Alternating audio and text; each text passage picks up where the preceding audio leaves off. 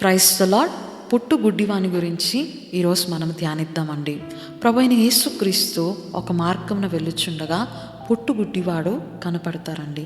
అప్పుడు ఆయన శిష్యులు ఆయన యొద్దకు వెళ్ళి, బోధకుడా, వీడు గుడ్డివాడిగా పుట్టుటకు ఎవరు పాపము చేస్తును, వీడా వీరి కన్నవారా అని అడుగుతాడు. అప్పుడు యేసయ్య, వీడు కాదు, వీడి కన్నవారు కానీ ఎలాంటి పాపము చేయలేదు, కానీ దేవుని క్రియలు వీని ఎడల కనపరచబడటానికి వీడు గుడ్డివాడిగా పుట్టాడని చెప్పేసి సెలవిస్తాడు. ఆయన ఆ మాటలు మాట్లాడి నేల మీద ఉమ్ము వేసి ఆ ఉమ్ముతో బురద చేసి ఆ బురదను తీసుకుని వాని కన్నులను అభిషేకించి, నీవు వెళ్ళి సిలోమోను అను కోనేటికి వెళ్ళి అక్కడ ఉన్న నీళ్లతో కడుక్కును, నీవు చూపు పొందుకుంటావని ఆజ్ఞాపిస్తాడు. సిలోమోను అన్న మాటకు అర్థం ఏంటంటే పంపబడినవాడు. వాడు యేసయ్య చెప్పిన రీతిగా సిలోమోను అను కోనేటికి వెళ్ళి అక్కడ ఉన్న నీళ్లతోటి వాని యొక్క కన్నులు కడుక్కుంటాడు. ఆ తర్వాత చూపు పొందుకొని తిరిగి వస్తాడండి.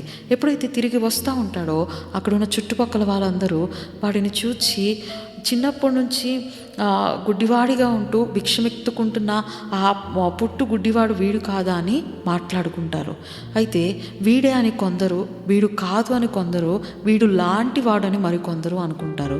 వాడైతే సరాసరిగా వీరి దగ్గరకు వచ్చి, మీరు మాట్లాడుకుంటున్న ఆ పుట్టి గుడ్డివాడైన భిక్షగాడను నేనే అని చెప్తాడు.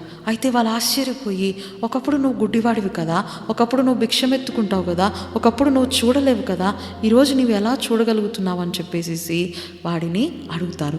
అప్పుడు వాడు వాళ్ళ ముందు నుంచుని, ఇదిగో యేసు అని ఒక మనుష్యుడు ఉమ్ము వేసి నేల మీద బురద చేసి ఆ బురదను తీసి నా కళ్ళను అభిషేకించి సిలోమోను అను కోనేటికి వెళ్ళి అక్కడున్న నీళ్ళతో కడుక్కోమని చెప్పాడు. ఆ నీళ్ళతో కడుక్కుంటే నేను చూపు పొందుకుంటానని చెప్పాడు. ఆ యేసు చెప్పిన మాట విని నేను సిలోమోను అను కోనేటికి వెళ్ళాను, అక్కడున్న నీళ్ళతో నా కళ్ళను కనుక్కున్నాను, నేను చూపును పొందుకున్నానని సాక్ష్యం ఇస్తాడు. ఇక్కడ మనం గమనించినట్లయితే యేసు వాని యొక్క కన్నులు తెరిచిన దినము విశ్రాంతి దినం అండి.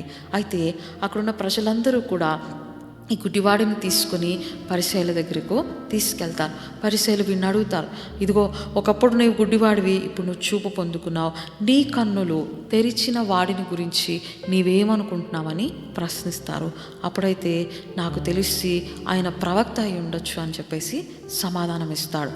ఆ తర్వాత ఆ యూదులు ఆ యొక్క సూచక క్రియను మరి నమ్మక ఏం చేస్తారంటే వాళ్ళ తల్లిదండ్రులను పిలిపించండి ఆజ్ఞాపిస్తారు. ఎప్పుడైతే వాళ్ళ తల్లిదండ్రులు వస్తారో, మీకు పుట్టిన వ్యక్తి ఇతనేనా, నిజంగానే తిను పుట్టడమే గుడ్డితనంతో పుట్టాడా, ఒకసారి తనను చూసి మాకు చెప్పండి అని చెప్పి అడుగుతారు. అడిగిన వెంటనే ఆ తల్లిదండ్రులు వాడిని చూచి గుర్తుపట్టి, ఇతను మా కుమారుడే, ఇతను పుట్టడంతో గుడ్డివాడిగా పుట్టి ఉన్నారు, కానీ తన చూపు ఏ రీతిగా పొందుకున్నాడో మాకైతే తెలీదు, తను ఎదిగిన వాడు గనుక తననే అడిగి తెలుసుకోండి అని వాళ్ళ తల్లిదండ్రులు మాట్లాడతారండి. ఆ తర్వాత రెండవ మారు ఈ గుడ్డివాడిని పిలిపించి ఆ పరిస్థితులు ఏమంటారంటే, దేవుణ్ణి మహిమపరచు, వాడైతే పాపి అని చెప్పేసి సెలవిస్తారు. అయితే ఈ గుడివాడు ఏమని చెప్తా ఉంటాడంటే, ఇదిగో ఆయన పాపో కాదో నాకైతే తెలీదు, ఒకప్పుడు నేను గుడ్డివాడిని, నేను ఈరోజు చూడగలుగుతున్నాను, నాకు చూపు వచ్చింది అంటే కేవలము ఆయన వలనే అని చెప్పేసి సాక్ష్యం ఇస్తాడు. ఈ గుడివాడిని మనం గమనించినట్లయితే యేసు యొక్క మాటకు విధేయుడండి. రెండోదిగా మనం గమనించినట్లయితే యేసయ్య చెప్పింది చెప్పినట్లు చేసి ఉన్నాడండి. మూడోదిగా గమనించినట్లయితే తన ఇరుగు పొరుగు వారి ఎదుట సాక్షిగా ఉన్నాడు. నాలుగోదిగా మనం గమనించినట్లయితే తన కుటుంబం యొక్క దగ్గర తనకు జరిగిన ఆ యొక్క స్వస్థత కార్యం గురించి వ్యక్తపరిచిన వాడిగా ఉంటున్నాడు.